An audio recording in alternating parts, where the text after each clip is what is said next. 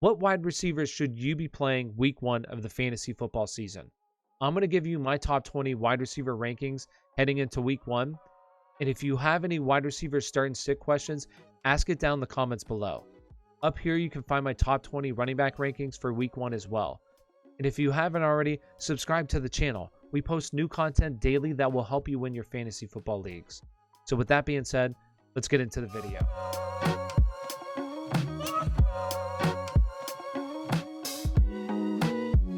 Wide receiver 1 for me, Tyreek Hill. And really, it's a toss-up between him and Davante Adams, but currently this game is projected to be the highest scoring game of the slate, so that's why I have Tyreek Hill here. Yes, Cleveland's defense has improved. Their defensive secondary should be improved, but this is a really big test for week 1. So currently, Tyreek Hill, wide receiver 1. At number 2, Davante Adams. And it's not like you're sitting one of these guys. These guys are 1 and 2, so Davante Adams, absolutely every single week you're starting him no matter what the matchup is. So number 2, Davante Adams. Number 3, Stefon Diggs. And I'm saying this as a Steelers fan. He should once again eat up the Steelers as he did last year. They don't have their slot corner in Mike Hilton. He's now gone. Steven Nelson is now gone. You have an aging Joe Hayden.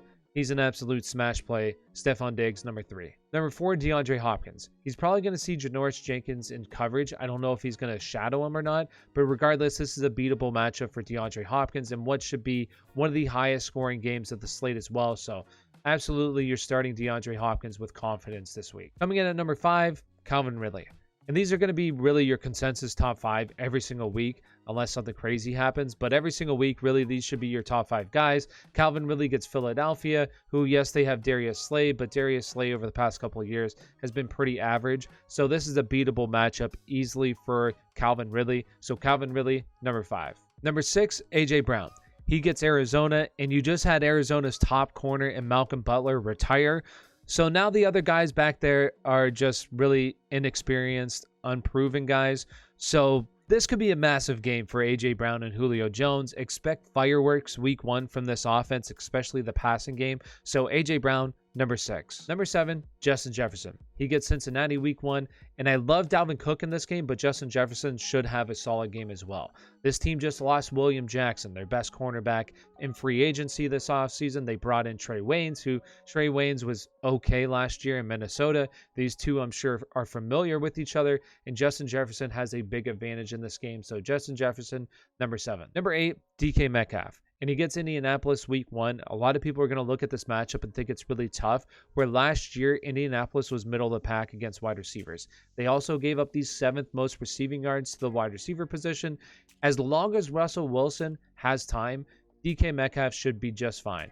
So DK Metcalf, 8. 9, Mike Evans. Mike Evans gets Dallas week 1. And Dallas, their defensive unit should be improved, but that's not saying a whole lot when last year it was one of the worst defensive units in the NFL. And this Tampa Bay offense is just way too high powered for this Dallas defense. They should be able to move the ball at will, see plenty of scoring opportunities, where Mike Evans last year in the second half of the season was 3rd in red zone targets. So he should see plenty of work around the goal line in the red zone, have a chance at a touchdown or two. So Mike Evans, for me, wide receiver 9. Coming in at wide receiver 10, Julio Jones. Not a huge fan for season long, but in this game, absolutely. Like I talked about with A.J. Brown, this is a very beatable matchup for him and A.J. Brown. There should be lots of fireworks in this game. So Julio Jones, in week 1, when he's a bit healthy, I like him a lot. Number 10. Number 11, Keenan Allen. And a lot of people are going to look at this matchup and think it's really tough. And on paper, it does look really tough. Really, Washington last year was stout against all positions of fantasy football. But Keenan Allen plays in the slot. You have Darrell Roberts, who plays in the slot for Washington, is their slot corner. He's a 7th round draft pick back in 2015. Last year, his coverage grade was 55 by Pro Football Focus, which is bad. That's really bad. So Allen has a plus matchup in the slot. As long as Justin Herbert is going to have some time, Keenan Allen should have a solid fantasy day. So number 11, Keenan Allen. Number 12, Allen Robinson. And he gets Los Angeles Rams week 1, which looks like a brutal matchup.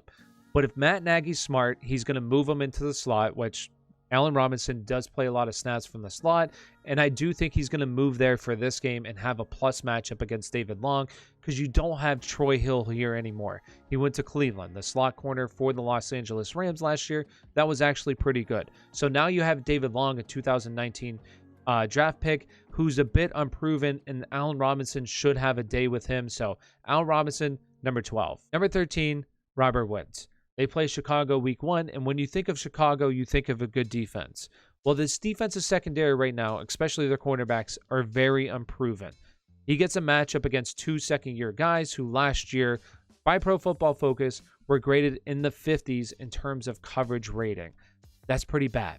That's very bad. So now you get a very good Los Angeles Rams team going against those guys, the unproven guys. There could be some fireworks in this game for him and Cooper Kupp. So Robert Woods for me, number 13. Number 14, Terry McLaurin. And Terry McLaurin gets Los Angeles Chargers this upcoming week, which the Chargers last year gave up the 8th fewest points to the wide receiver position, and then they drafted one of the best cornerbacks in the draft, in Asante Samuel.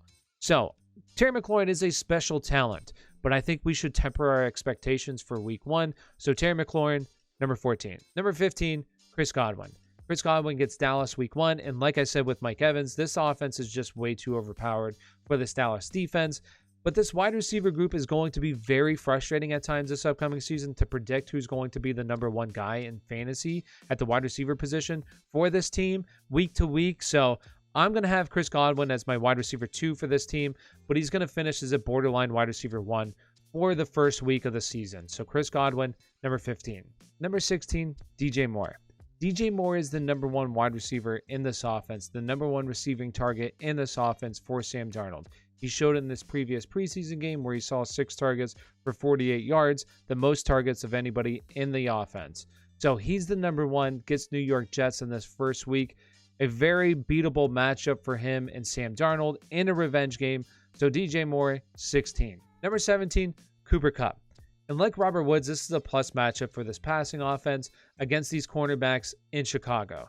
He gets Duke Shelley I'm not sure if I'm pronouncing that right, so let me know down in the comments.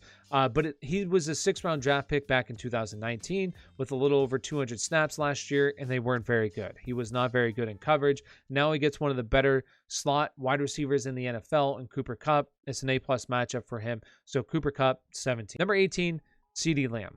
He gets Tampa Bay week 1, and this is a tough matchup for this whole offense. But this offense just has too much firepower for CeeDee Lamb and Amari Cooper to not finish as wide receiver 2s. So for me, wide receiver number 18, CeeDee Lamb. 19, Brandon Aiyuk. He gets Detroit week 1, and this is an A-plus matchup. He gets Jeffrey Okudah in this pass secondary, which Jeffrey Okudah was last year a 1st-round draft pick, and to put it kindly, he was awful.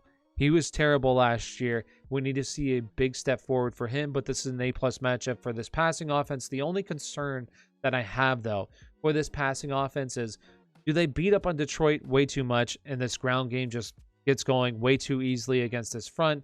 That's really the only concern, and then they don't have to throw the ball a whole lot. So that's the concern that I have with Brandon Aiyuk in this passing offense in week 1. But Brandon Aiyuk, number 19. Number 20, Amari Cooper. And like CeeDee Lamb, this is just a really tough matchup, but I expect Amari Cooper to kind of be Dak's security blanket in this game. Maybe not the best yards per reception average for him, but I expect a decent amount of targets for him. He should be a top 20 play this upcoming week. So that's my top 20 rankings. Let me know if I'm too high on somebody. Maybe I'm not high enough on somebody. Down in the comments below. Thanks for watching and have a great day.